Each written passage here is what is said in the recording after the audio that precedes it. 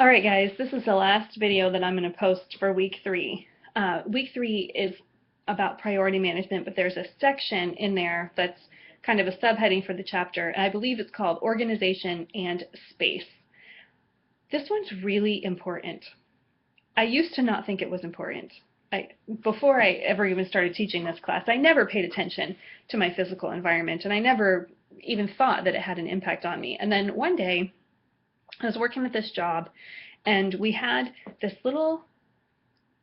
classroom, so maybe half the size of a normal classroom size. We had a room that was a classroom for this place that I worked, and we had students come in who they were special needs students, and they would come in and work either one-on-one or in small groups with a teacher. And there was me and 2 other teachers in there. One of the teachers found a new job and moved on, and we hired a new teacher.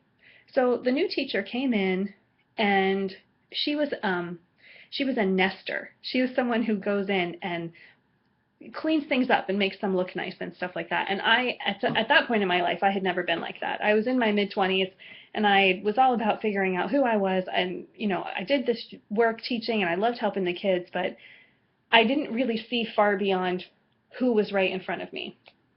So one day I come in to work at the classroom, and it's a day like any other day. I'm wearing the same clothes I always wear and going to work, but I walked in and the place was transformed.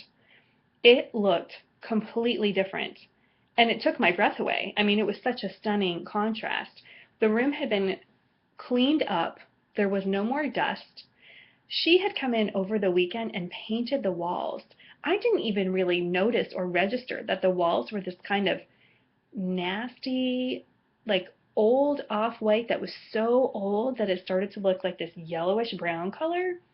And she had painted the walls this lovely pale sky blue, and everything on the shelves was organized and neat, and the furniture was arranged in a different way that was more pleasing to the eye.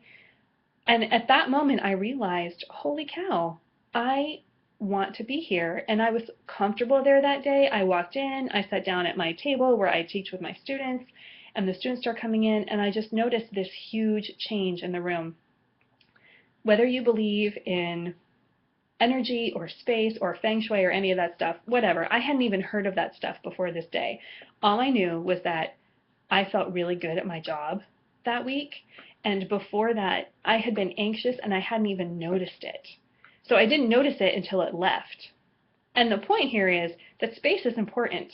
When you are working in a space, when you're trying to learn in a space, in an environment, it can have an impact on how well you learn if it's not set up in a way that's conducive.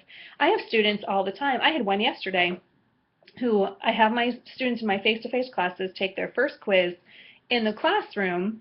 I book a room at the Learning Commons, and we go up there, and I walk them through how to take the quiz on Blackboard, because if I don't, then I need the assurance that they know how to use it. You guys are online students, and you had to complete an online orientation.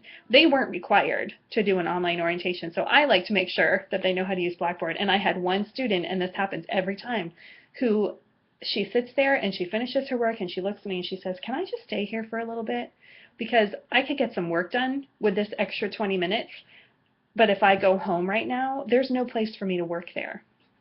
And of course she can stay. Of course I'd stay and let her work as long as she needs to, but I don't have a place to work there. I don't have a space. I don't have a spot that I can go that is my learning environment. So some of you can relate to that. Some of you could relate to that in the past, and right now you have a space. But the idea of space cannot be underrated. So some ideas for you. If you have a room that is your own room, and you have an area of that room, like maybe your desk is in your bedroom, absolutely consider that space that your desk takes up to be, this is my learning environment. What do I need it to look like in order to focus? What do I need to be here, and what do I need to not be here? Do I need an inspirational poster on the wall? Do I need lots of sunlight? Move it by the window.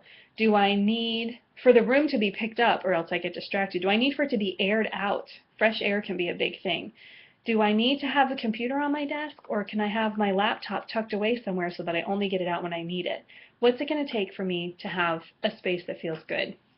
If you don't have a room that you can go to or call your own, then you get into the idea of mobile space. Mobile space it can totally work. It can totally work.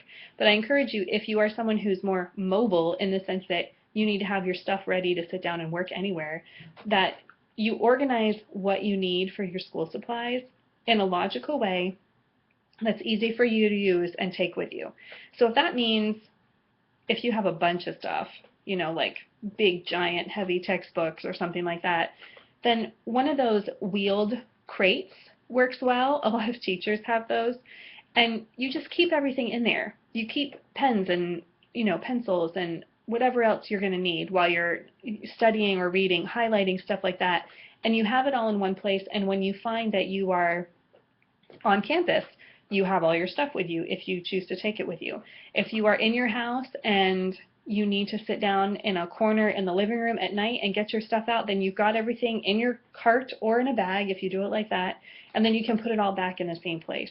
But your mobile space can be just kind of like a toolkit. It's like packing a toolbox. You put your hammer and your screwdriver and all that stuff into your toolbox, and you take it with you to the place where you're going to do the job. And when you're done, you pack up your stuff and put it back in the storage space that it goes. For me, it's the garage. So this is the same thing. What's going to be in your toolbox that you need to have with you in a mobile space? Is it going to be that you need a little bit of background noise? Do you need to listen to classical music? Do you need to have some on your iPad or your phone, on your iPod or your phone or something like that? And then make sure you keep that in your bag, in your mobile study bag, your mobile study toolkit. So hopefully this makes sense. Start to pay attention to the things around you. If you find that you're sitting down and you're reading a textbook and you're having a really hard time focusing, take a deep breath and literally look around your space and think, is there something here that's bothering me? Am I having a hard time reading, or am I having a hard time focusing because of something else?